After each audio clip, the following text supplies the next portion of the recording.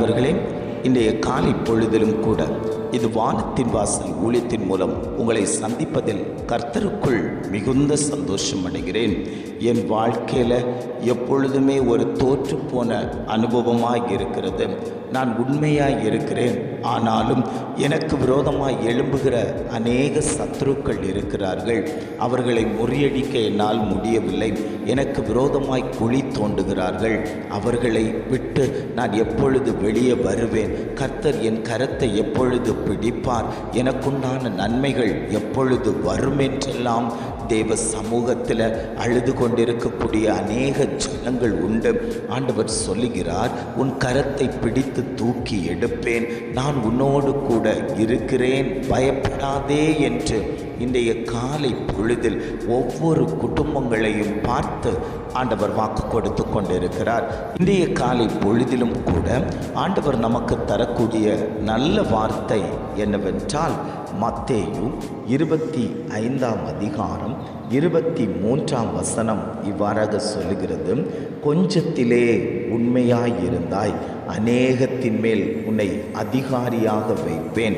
வசனம் இவ்வாறாக சொல்லுகிறது, கொஞ்சத்திலே உண்மையாயிருந்தாய், அநேகத்தின் மேல் உன்னை அதிகாரியாய் வைப்பேன். ஆண்டவர் சொல்லுகிறார், உனக்கு கொடுக்கப்பட்ட காரியத்தில், உனக்கு கொடுக்கப்பட்ட வேலையில், உனக்கு கொடுக்கப்பட்ட தாளந்தை வைத்து நீ உண்மையாய் இருப்பாயேயானால் உன்னை நான் உயர்ந்த ஸ்தானத்தில் நான் வைப்பேன் என்று இன்றைய காலை பொழுதில் ஒவ்வொரு குடும்பங்களையும் பார்த்து ஆண்டவர் வாக்கு கொடுத்து கொண்டிருக்கிறார். யோசேப்பை நாம் பார்ப்போமேயானால், யோசேப்பு உண்மை உள்ளவனாயிருந்தான், உத்தமனாயிருந்தான். கர்த்தர் அவனோடு கூட இருந்தார்.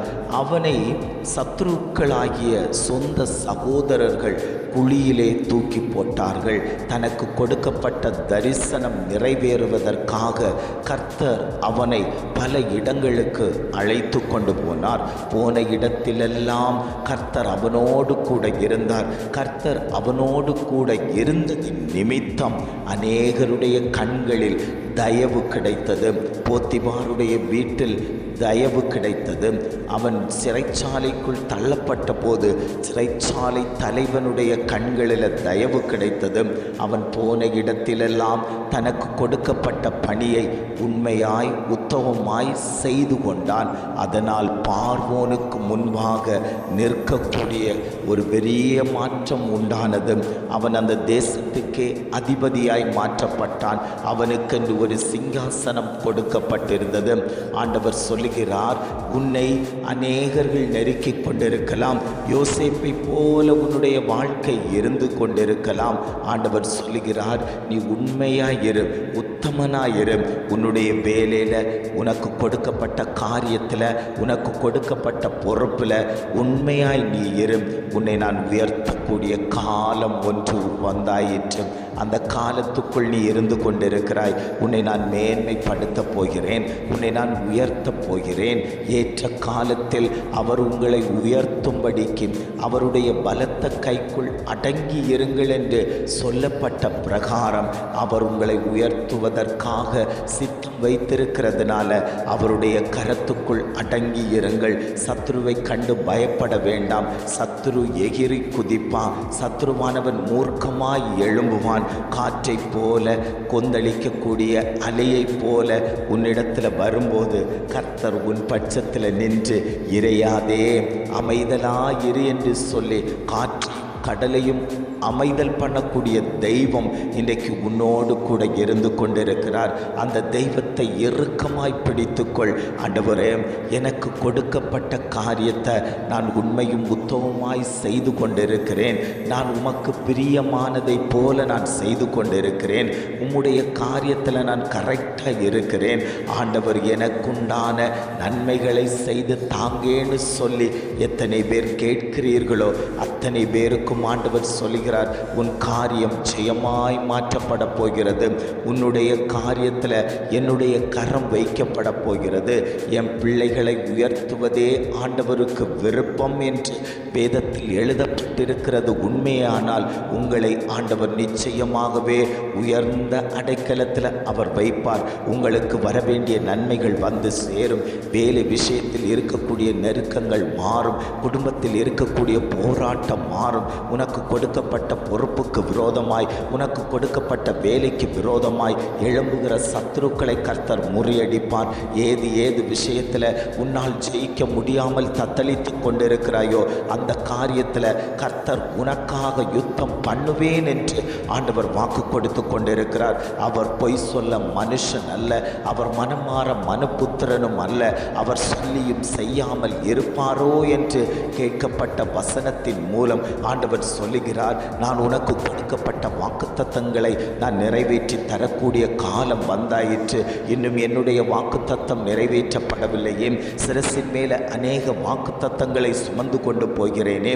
எல்லாரும் என்னை ஏளனமாய் பார்க்கிறார்கள், எல்லாரும் என்னை கேவலமாய் பார்க்கிறார்கள், எல்லாரும் என்னை ஒரு வேடிக்கை பொருளாய் பார்க்கிறார்கள். இவன் தேவனை தேடி ஓடுகிறான், தேவனோடு நடக்கிறான், வேதம் வாசிக்கிறான், ஆனால் இவனுடைய குடும்பத்தில் எந்த ஒரு மாற்றத்தையும் காண முடியவில்லையே என்று அநேகர்கள் உன்னை பார்த்து சிரித்து கொண்டிருக்கலாம். ஆண்டவர் சொல்லுகிறார், உன்னை பார்த்து சிரிக்கக்கூடிய வாய்கள் உன்னை மதித்து பேசக்கூடிய வாய்களாய் மாற்றப்பட போகிறது. இவன் எப்படி உயர்ந்தான், இவன் எப்படி மேன்மையாய் வந்தான், இவன் எப்படி உயர்த்தப்பட்டான் என்றெல்லாம் ஆச்சரியமான வார்த்தைகளை போட்டு பேசக்கூடிய காலம் வந்தாயிற்று. நீ பயப்படாதே. உனக்கு கொடுக்கப்பட்ட காரியத்தில் நீ உண்மையும் உத்தமனாயிரு. நான் உன்னை உயர்த்துவதற்கு சித்தமுள்ள தகப்பனாய் இன்றைக்கும் நான் உன்னோடு கூட இருக்கிறேன் என்று ஒவ்வொரு குடும்பங்களையும் பார்த்து ஆண்டவர் வாக்கு கொடுத்து கொண்டிருக்கிறார். எத்தனை பேர் தைரியமாய் சொல்ல முடியும், ஆண்டவரே எனக்கு கொடுக்கப்பட்ட சின்ன பொறுப்பாய் இருக்கலாம், எனக்கு கொடுக்கப்பட்ட பெரிய பொறுப்பாய் இருக்கலாம், நான் அதில் உண்மையாய் உத்தமமாய் இருக்கிறேன் என்று எத்தனை பேர் சொல்கிறீர்களோ அத்தனை பேருக்கும் ஆண்டவர் அற்புதத்தை செய்ய போகிறார். அவர்களை உயர்ந்த ஸ்தானத்தில் ஆண்டவர் வைக்கப் போகிறார்.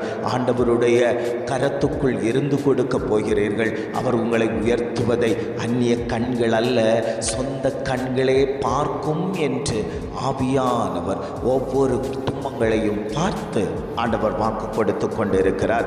ஜெபிக்கலாமா?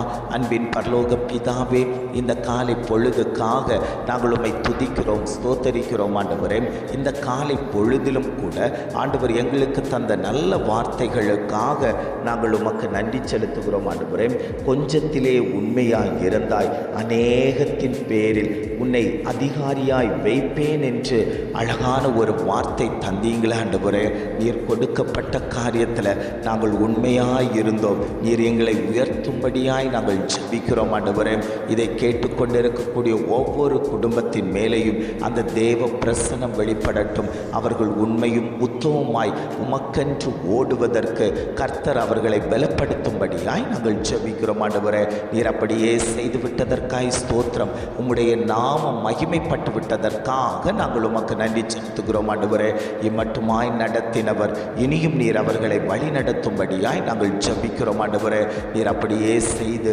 எங்களை உயர்ந்த அடைக்கலத்தில் கர்த்தர் வைத்து விட்டதற்காக நாங்கள் உமக்கு நன்றி செலுத்துகிறோம். எங்களை தாழ்த்தி தருகிறோம். துதி கன மகிமை எல்லாம் உமக்கே செலுத்துகிறோம். மீட்பர் இயேசுவின் மூலம் ஜெபிக்கிறோம் ஜீவனுள்ள நல்ல பிதாவே. ஆமே, ஆமே.